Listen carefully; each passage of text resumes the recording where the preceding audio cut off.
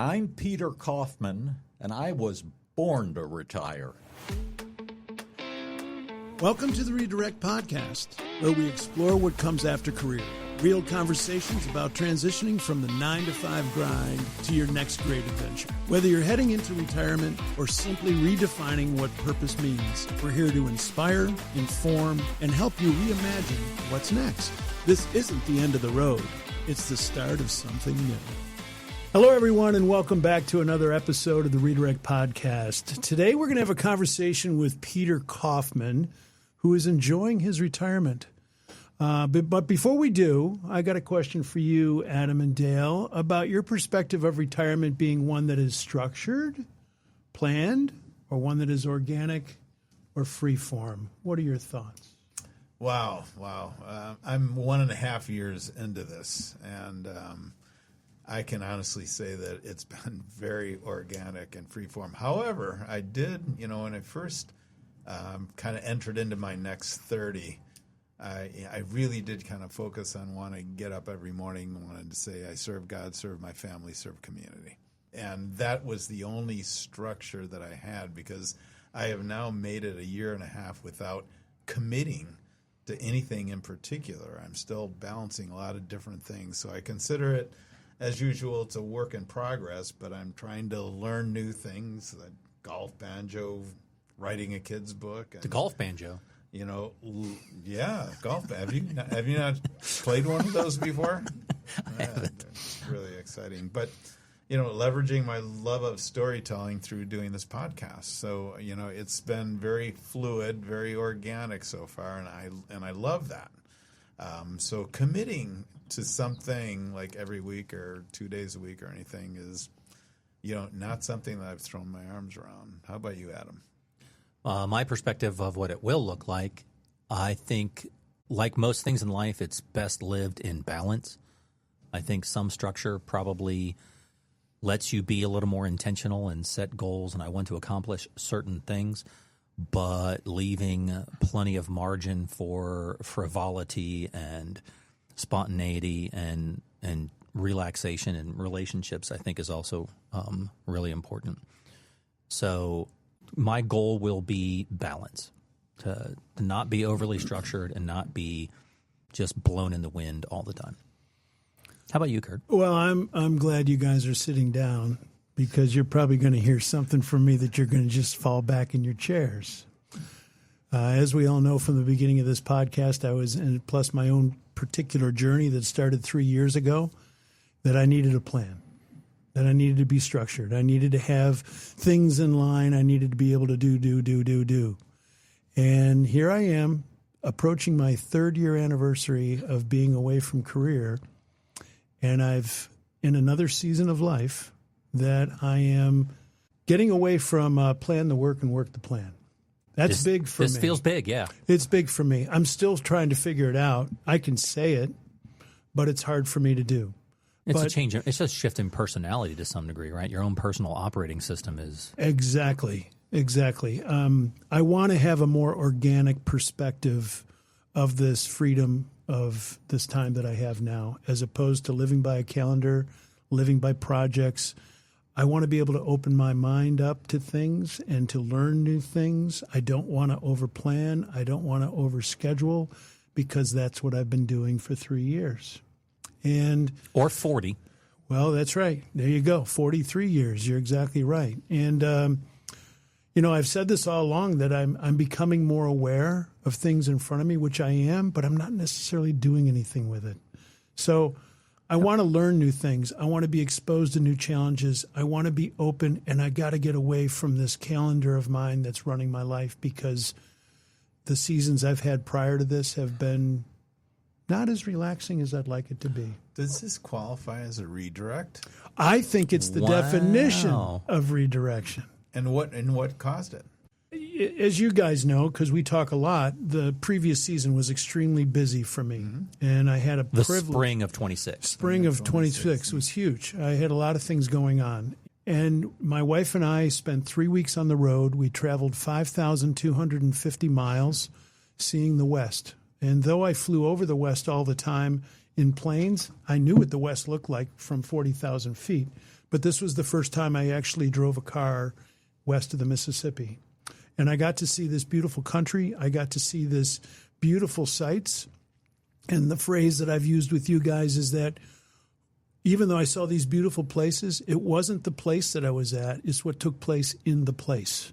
And as a result of me being away from all the things that I did and that I'm doing, I had a chance to be, to pull up on another episode, being versus doing, where I was sitting in a prairie and just being in awe of a sunrise and the blessings that we have and the privileges that we have and the freedoms that we have to then do things. And I'm like, why am I still living in this need to produce, to achieve, to accomplish, as opposed to just embracing what I have and having gratitude for what I have, which then created a peace that I haven't had in a very long time. So it's how you look at it and how you view it and how it works with you. And big change. That's cool. Big change. We have a guest that I think is going to be really great to talk to about this. Our friend of the Redirect podcast today is Peter Kaufman. Peter and I go pretty far back because we share a very close friend in Jim Stengel, who's previously on our podcast, who both of us have known for many years, but certainly you many more years than me, Peter. In fact, we're having a conversation with you today because we had the pleasure of having Jim as a guest on our podcast previously. By the way, did you have a chance to listen to that podcast? I did. I wouldn't have missed it. Oh, so did we learn anything new about Jim out of the podcast? I learned a number of things. One of them was that his initial ambition was to be a writer at Sports Illustrated. I've known this guy for 50 years. I never heard that before. I guess we sometimes just don't know everything about those people that we're closest to. It's true.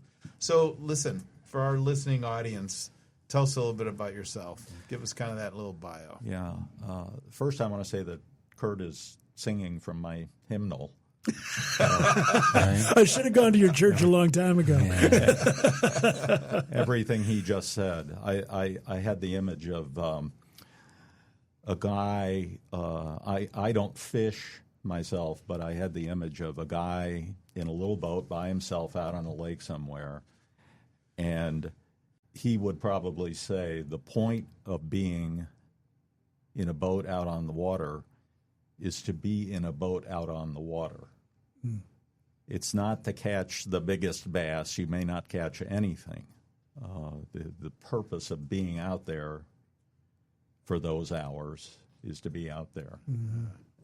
I subscribe to that. I think a certain amount of downtime is refreshing. Just this morning, I was at the Stengel's house, and I was sitting out on their porch, and they have a number of bird feeders, and it was a beautiful, cool morning in the middle of the summer, and the birds were just flocking to the feeders, and I spent a good 15, 20 minutes just sitting there monitoring them, and it was fascinating. And I wasn't looking at the birds and thinking about something else. I probably should have been thinking about this podcast, but the birds were just so you have to kind of get on their wavelength and tune in and see what's right in front of you, and I would describe that as nourishment, as opposed to a lot of the tasks that we maintain on our daily schedule, which make us feel like we're busy and important and doing something. But a lot of those tasks are really kind of junk food. That's a really good analogy. Instances that feed you versus sucking nutrients from you. Yeah. Yes. So has this been a philosophy of Peter Kaufman for the last 73 years? Well, I can't speak for when I was a little baby, but I don't think I had much of a philosophy. He was a passive child. Yeah. Sat in the middle of the crib and looked out. Yes. He was aware at a very young age. Yes, I started developing my philosophy when I was still in diapers.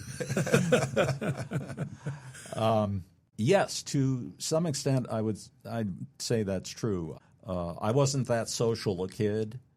I had a lot of interests, and they changed over time. For a while, I wanted to be a meteorologist, and I used to, sit on the living room floor with a map of the United States, a big one, and a piece of glass overlaying it, so that I could take the magic markers and draw in the cold fronts and high pressure areas, and like I was 7, and I had a wind gauge, an anemometer out in the yard, and I had a rain gauge, and I had like 3 different thermometers, and my parents actually bought me a very nice barometer.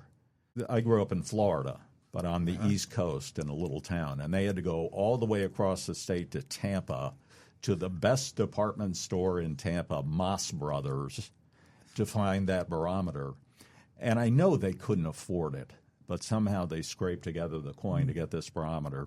I've still got that. No kidding. That's a gift. I keep it on my bookshelf at home. And the thing about a barometer is it doesn't have to give you an accurate reading. What it has to do is show the trend. Yeah, changes. So you have the little needle that stays wherever you put it, and then the needle that measures the atmospheric pressure, which moves around. So you can tell from looking at the position of the 2 needles whether the barometer is rising or falling. So it's still functional in that sense, and I keep it because it means something to me about my parents. It also means something to me about what kind of kid I was. Yeah, that's cool. So tell me about your career. What did you do? You got a voice that I think did something. Probably could be useful. Yeah. Well, did that weather thing work out for you? In a way, yes. Yes. Well, thank you, Curt. I got interested. One of my interests as a little kid was radio, and it just kind of took hold. And it was just something I was fascinated by. I remember writing a little, whatever you would call a term paper in 3rd grade about the civil defense system, which was then called CONELRAD, which stood for something, I don't know. But, we still have that today with the emergency broadcast warnings.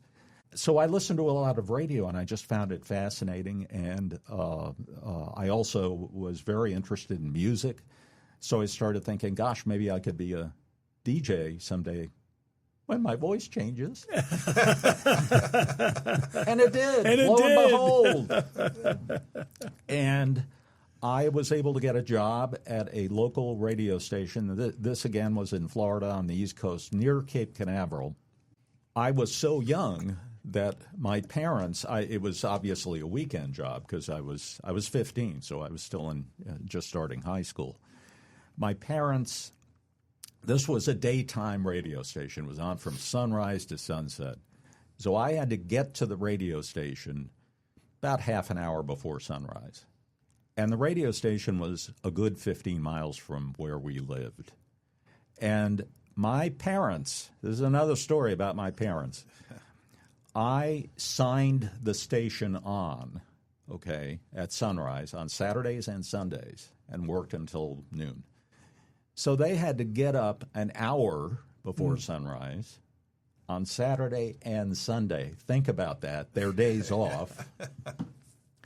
Get in the car with me, drive me 15 miles so I could get to the station half an hour before sunrise because you have to warm up the transmitter and do various things before you can sign up. And warm up the pipes. Yes. Me. And they got back in the car and drove the 15 miles home. And then they had to do it all over again at noon to pick me up, Saturday and Sunday. How do you repay a debt like that? You can't do it. They probably wouldn't ask you to. No. So I had this weekend job, and it did include spinning discs and reading the news and reading the weather. There you go. Yeah, you made it. It happened. It happened. So, and sometimes, because of my earlier expertise, I could kind of elaborate on the weather forecast. That what they would send you over the teletype was just like 3 short sentences, partly cloudy with the chance of showers in the afternoon. And you turned it into something bombastic. And I would say, this has all the appearances of an occluded front draped across the northern part of the state, and I think this is just me talking here, but I think by about Thursday we may see some significant rainfall. And just to recap, you're 15. Yeah, I was 15 years old and didn't really know what I was talking about. But it sounded good. Yes, I said it very authoritatively. It was a great experience, and it confirmed in me that was what I wanted to do. That was what I wanted to do with my life. Yeah. And to the point where, when I graduated from high school, I got in my old beater car and drove from Florida to Duluth, Minnesota, to take a job at a radio station there that a friend of mine had offered me. What I wanted to be was Larry Lujak from WLS. Or, I didn't have to be particular. It could have been Chris Eric Stevens or John Landecker or, For those who don't know, they're listening, WLS is a 50,000-watt blowtorch of a radio station in Chicago. Probably one of the premier radio stations, even still today, but definitely back in the 60s, 70s, 80s. Yes. Prominent presence. Which you could hear in Florida. Exactly. Cincinnati has now, and I don't know how long they've had, WLW, the 50,000-watt. The big one. The big one. And Peter, my version of your story, when I was 14, 16 years old, WLW, the big one, locally, at 7 o'clock every day, U.S. Naval Observatory, master clock, Eastern Standard Time, 7 hours, 0 minutes, exactly. Boop. Oh man! And I would recite that every day. Man, obviously. I mean, for a certain kind of person, that just gives you a tingle chills, in your spine. Yeah, right? you get it. Like, oh, yes. Oh my! So I have to redirect this conversation. Well, it's about time somebody. We are talking about something that's not even on the notes. Curt is our master redirector. So let's talk about redirection. Yes. You didn't have a lifelong career in radio. You had another career. And I did. What was that, and what were some of the redirections that you experienced? Long story short, I changed my mind about radio and decided maybe I ought to do something a little more constructive with my life. And so I did start looking into college and ended up at Indiana University. Why are you shaking your head? I didn't know that. Oh, I thought you were like... I should have done that research, but IU, okay. Yeah, all right. well, I'm a Hoosier. Football powerhouse. Football powerhouse, yeah. A recent football powerhouse. Yeah. I spent my first 2 years there not really knowing what it was I was going to study. But I wanted to work for the school paper in the area of writing movie reviews and rock concert reviews. That was what I was really into. I was into arts, and specifically those arts. And so I got myself on the staff doing that, and I looked around the newsroom and saw all these young journalists who were really sharp, were having a great time, and I thought, maybe I ought to try and do something a little more like what they're doing. And so little by little, I eased myself into the world of news and had an internship in the summer of 1975 at the Cincinnati Enquirer as a reporter. Among other things, fell in love with Cincinnati. And how can you not? yeah, it's been a lifetime passion. I just love this town. And again, compressing the story, I learned very quickly that rather than being a reporter, I should be an editor. That's where my strengths lay. Also, just between us, since, it's just us four talking.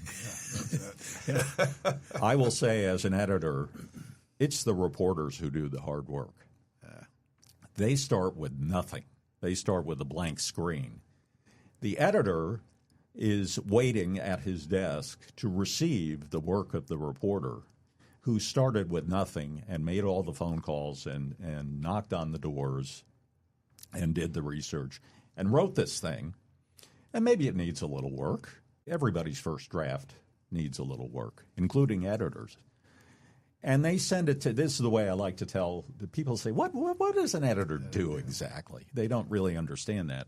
And what I like to tell them is I sit at my desk and I have my feet up on my desk and the story arrives and I read a few paragraphs of it. You know, I spend half a minute looking at it and I go, I don't know, it just doesn't work. Take another whack at it. And that's what an editor does. This is what I tell people. There is a little more to it than that, but essentially there is some truth in that. Look, I edit a podcast, so I know exactly what you're talking about. Yeah. Not much there. But you say, well, this is all I got. Yeah. Just, take the last paragraph and make it the first paragraph and move some commas around. Take out everything in the middle. Yeah. Okay. So, editing. Where did you edit?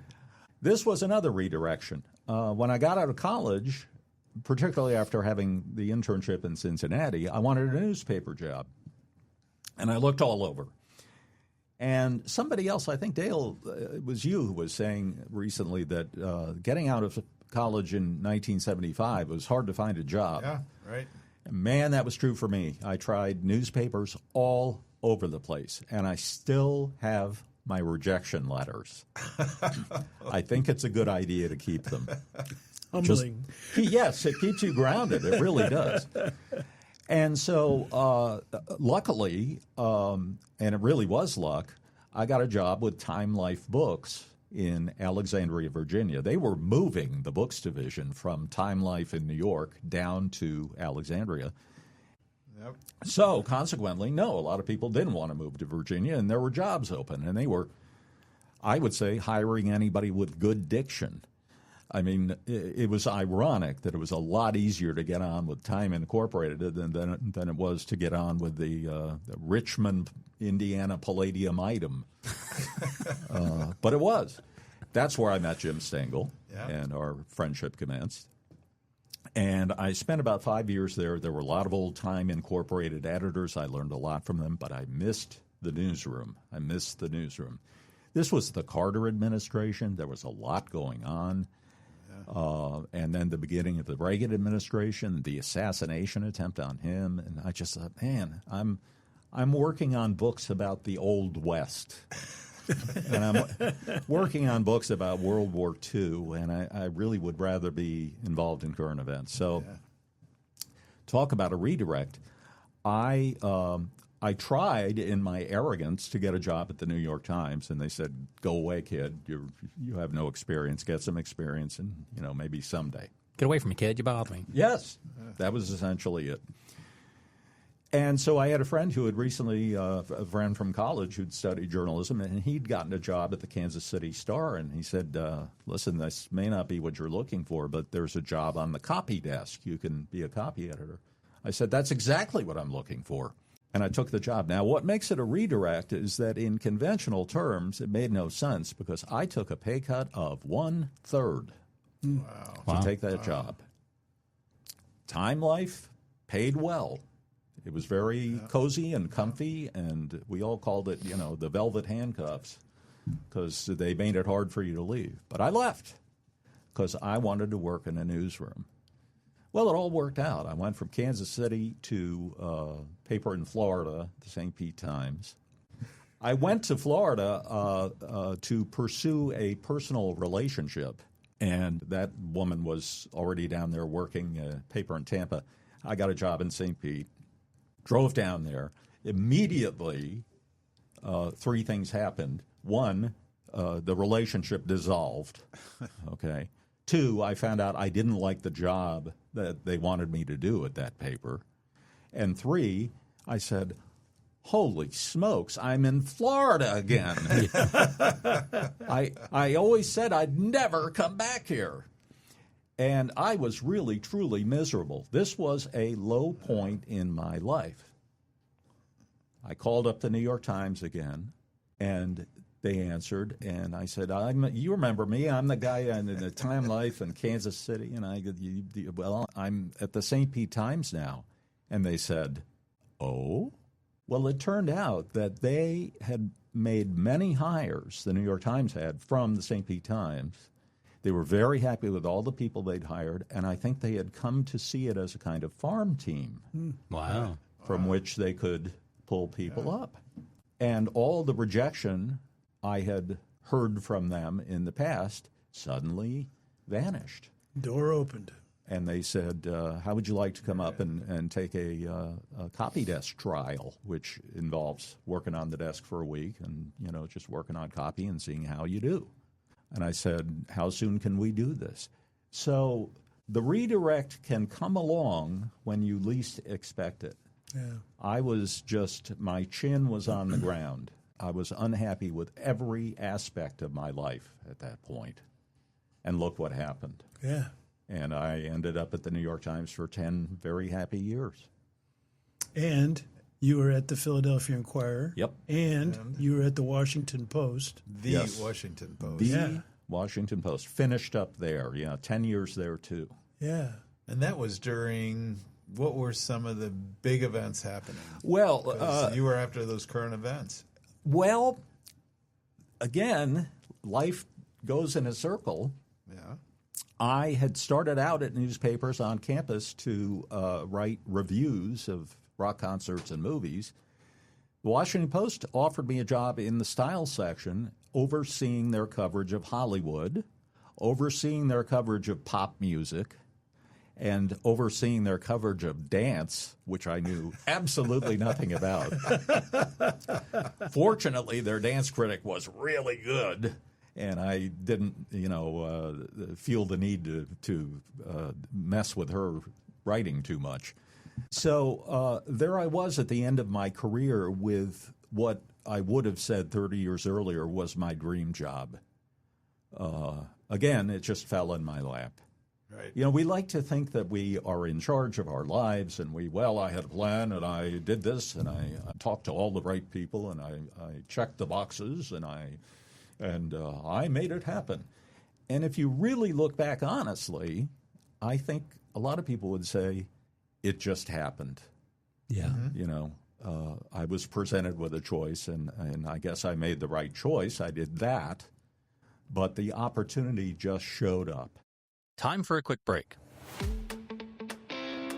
If you're liking what you're hearing, do us a quick favor. Hit that follow button, share it with your friends and family, drop us a quick comment, and then a 5-star review. It really helps us keep going and growing. Then head over to Instagram and follow us there too. Thanks for the help. And now, let's get back to work.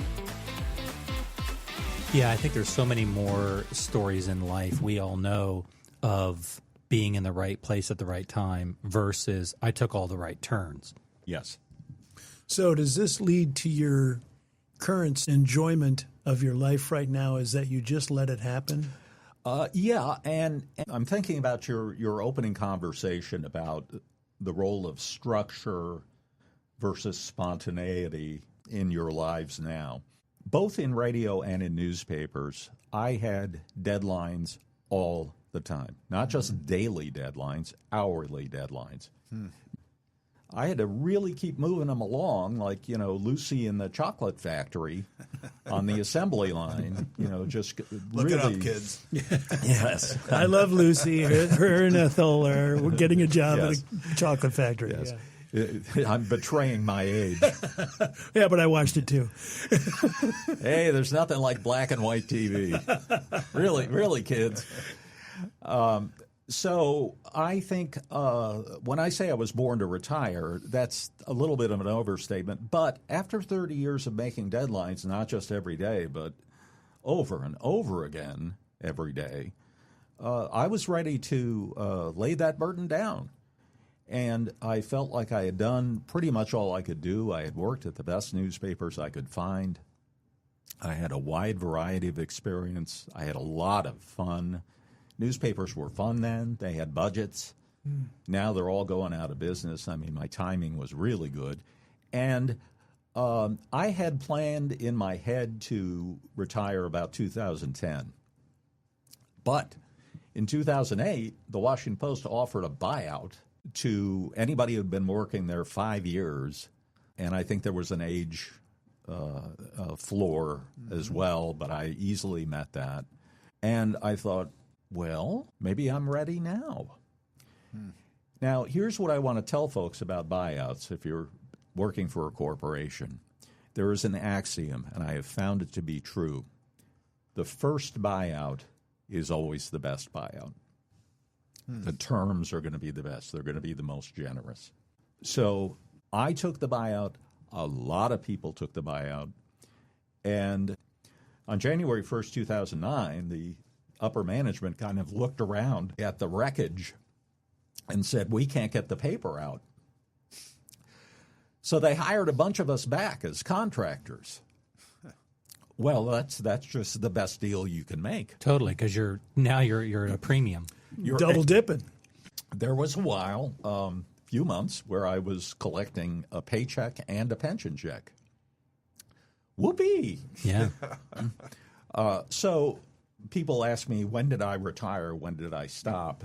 It's really kind of it was a gradual process. I sort of oozed into retirement.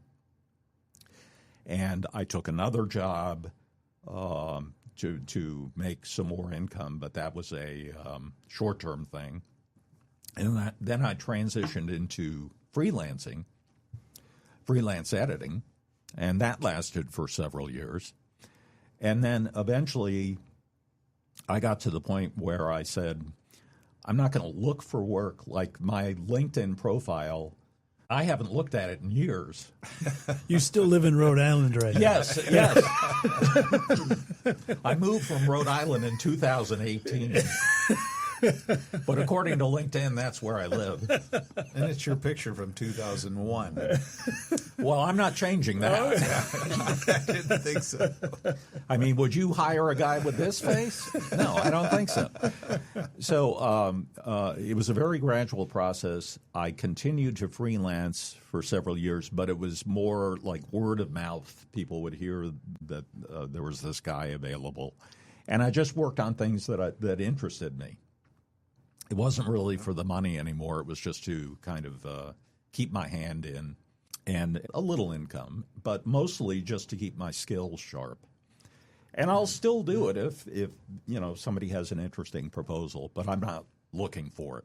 All right, so we've talked about where you've been.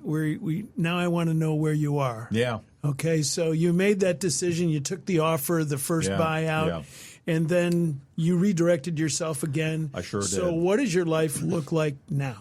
Yes, I retired to Rhode Island, had a house there, and eventually, for various reasons, came to feel that it was not wise for me to stay there. I loved the house, but it was in a community of second homes. And people were there during the summer, and they were not there during the winter, but I was. We had terrible snowstorms. No community. No community. It was desolate. So I started thinking about alternatives, and what I ended up with was what's called a continuing care retirement community, which starts you off in independent living, and you have an apartment, and you set your own schedule, and there's no curfew, and you come and go as you please. And when you want to travel, you just lock the door behind you and you go. All the maintenance is taken care of. I call it, because I don't like to be pretentious, I call it the old folks' home. I'm living in the old folks' home.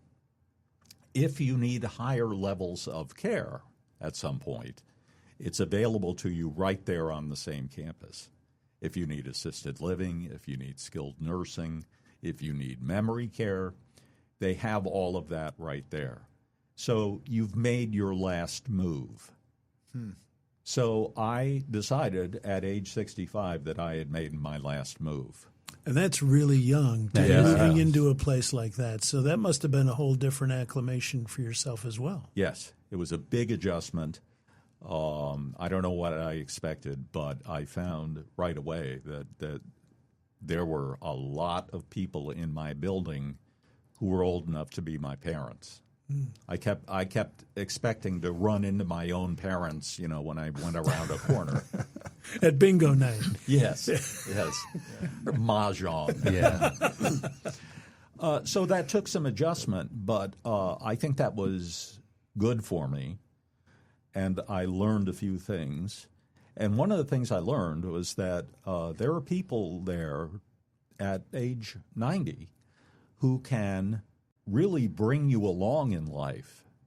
I just happened to encounter a guy who was a retired professor of religious studies and religious ethics, and had been dean of students at his college, and had studied at every prominent seminary there is. He had a degree from the Duke University Divinity School, written books about the Bible. Very, very smart guy. Still has every marble he ever had. And I kind of talked him into doing a one-on-one Bible study with me. And we get together. This was 5 years ago. We're still doing it. That's awesome. We get together every Tuesday. We agree on what my homework is going to be. And the homework isn't I don't write a paper or anything. It's just what do you want to read in the next 2 weeks. He doesn't have you try to edit the Bible, right? I can't tell you how many editor jokes he's made about all these begats. Somebody should have put a hyphen in there for crying And this out loud. Paul character just keeps running and running and running on with his sentences. and He has a lot to say. And he changed his name. Why did he? And why are you typing in red? Spoiler. So that's been great. That's been the things I thought I was going to spend my time doing in retirement. I haven't really done. On my kind of to-do list, like, I'm going to learn Italian. I'm going to learn all about trees because I don't know an elm from a sycamore. I'm going to do that. I'm going to learn how to cook Indian food. I haven't done those things, but these other things have just come along again. Just serendipitously. Stuff happens and it drops into your lap, and you go, it's all in how you react to it. I could have said, well, yes, I wanted to read the Bible, but it's kind of late in life, and I don't know. But I just was open to it, and it's been a wonderful experience. He has not tried to convert me or push me in any particular direction. He has had me read a lot of different books about the Bible that espouse various theories and interpretations, and he just wants me to, dig deep. Explore. Yeah.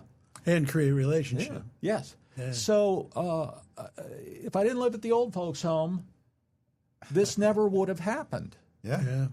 So whatever, qualms or reservations I had when I first moved in, and still have some, there have been these wonderful blessings that have arisen from it. During our preliminary conversations, you made a comment about how you are self-entertained. Yeah. Yep. Why don't you talk about what that means? Yeah, I feel lucky in this regard because I know there are a lot of people who even if their day isn't structured, they need various activities that they need to be involved in, even if it isn't on a specific time schedule. I have just, for as long as I can remember, I've been happy reading a book, listening to a CD, watching an old movie, black and white, on TV, going for a long walk. And one of the important things that happened to me late in life was I got a rescue dog. And we were so bonded that I quickly determined and declared that my top priority every day was going to be making sure Red, my dog, had the best day he could possibly have. And I cannot tell you the satisfaction I found in that. Peter, my dog, I don't mean this facetiously, I mean it literally. My dog saved my life. At a spot where I was extremely depressed. Yes. Gift of God to have that dog in my Yes. life. And he kept me alive, literally kept me alive to the point where I could find health and restoration. And I get it. I am right there with you. The word that always comes back to me regarding Red is purpose. I felt a sense of purpose that I don't think I've felt at any other point in my life That's doing anything. Yeah. It was so fulfilling. Yeah. So what advice would you give to a person like me? Get a dog. That's number one. But I can't get a dog because we're traveling so much, and then you got to worry about the dog. But what advice could you give to me? Like when I get to a point where, like yesterday, I had an open afternoon, but I was getting ready for the podcast today. So yesterday went by. How do I get that feeling of what can you coach to me to say to be more self-entertained and to be more here versus what I've been struggling with? Well, I think you have to make it easy on yourself.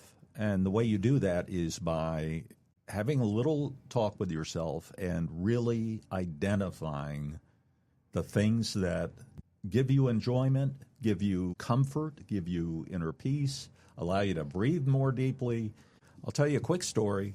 Last week, I visited a mezcal bar in Louisville.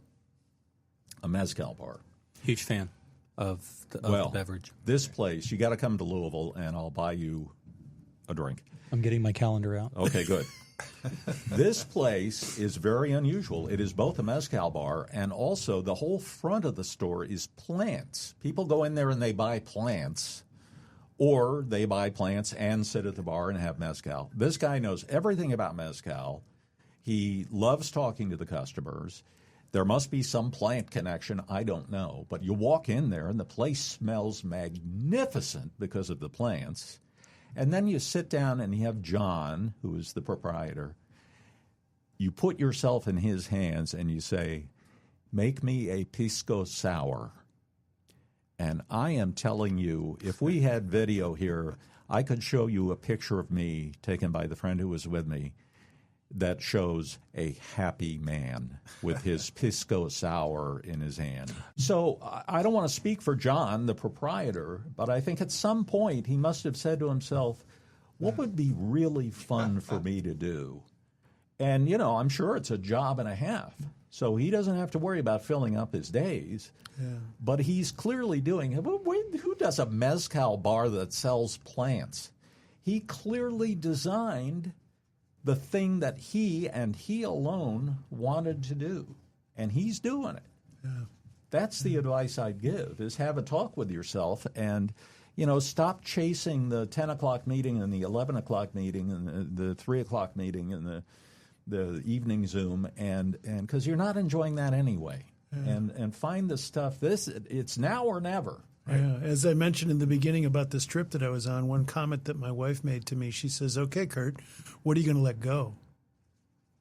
Because you got to create the margin in order to make have the space new for thing it. in. That's the underline. I think for everybody listening is you're in a position to be able to do it. Yeah. What a unique blessing that is. Yeah. Now what are you going to do with it? Right.